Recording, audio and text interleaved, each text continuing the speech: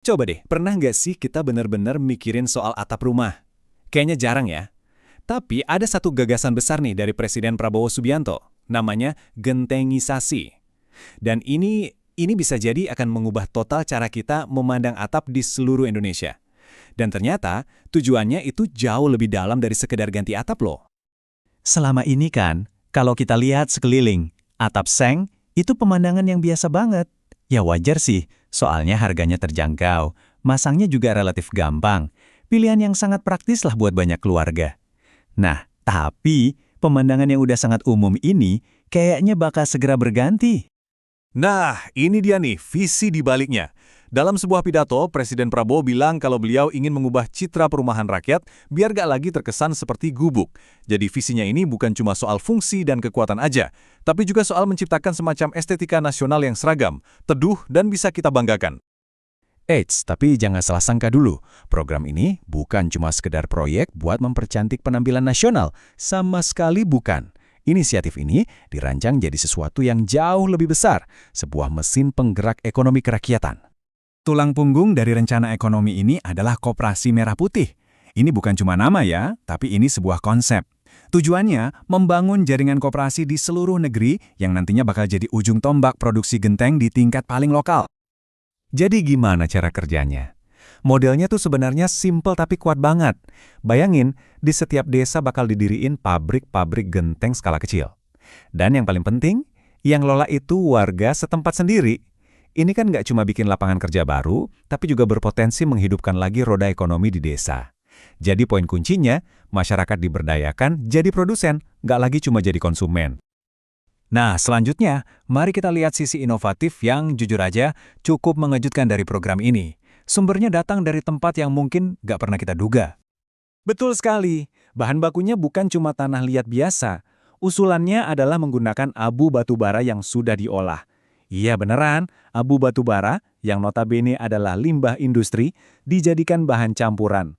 Ini langkah yang berani banget sih, mengubah masalah limbah jadi solusi bahan bangunan. Coba deh kita bandingkan. Di satu sisi ada genteng biasa.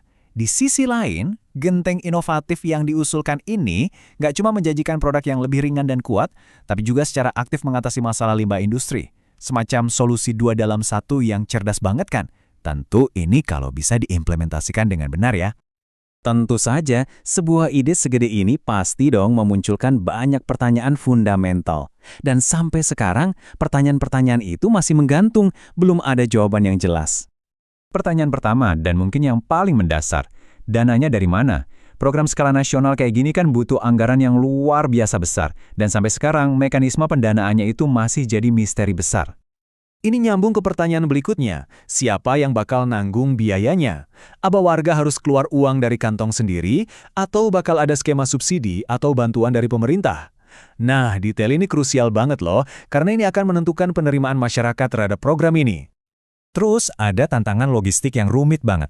Coba bayangin, dengan ribuan pabrik mini yang tersebar di seluruh pelosok negeri, gimana caranya pemerintah bisa menjamin standar kualitasnya seragam? Tanpa kontrol kualitas yang ketat, program ini justru bisa jadi bumerang loh. Dan ini dia nih, inti dari semua tantangan tadi.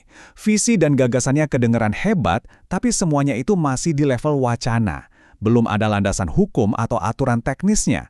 Nggak ada pres-pres, permen, ataupun PP yang menjabarkan detail pelaksanaannya. Tanpa itu semua, ya gentengisasi ini masih sebatas ide. Jadi posisi kita sekarang di mana dong? Oke, mari kita rangkum gambaran besarnya, kita timbang antara potensi yang dijanjikan dan tantangan yang menghadang. Di satu sisi potensinya itu luar biasa. Kita bicara soal kemandirian ekonomi dari desa, pemberdayaan sosial, sampai wajah baru Indonesia yang lebih seragam dan rapi. Tapi di sisi lain, hambatannya juga sangat nyata. Belum ada kebijakan teknis, anggaran gak jelas, dan kesiapan pemerintah daerah yang masih dipertanyakan. Ini benar-benar pertarungan antara visi yang besar dan realitas di lapangan. Dan ini membawa kita ke pertanyaan penutup yang perlu kita renungkan bersama. Apakah gentengisasi ini akan mampu bertransformasi menjadi sebuah gerakan nasional yang nyata, sebuah simbol kemajuan dan pemberdayaan, atau akankah ia hanya akan dikenang sebagai slogan kuat yang tak pernah terwujud? Ya, cuma waktu yang bisa menjawabnya.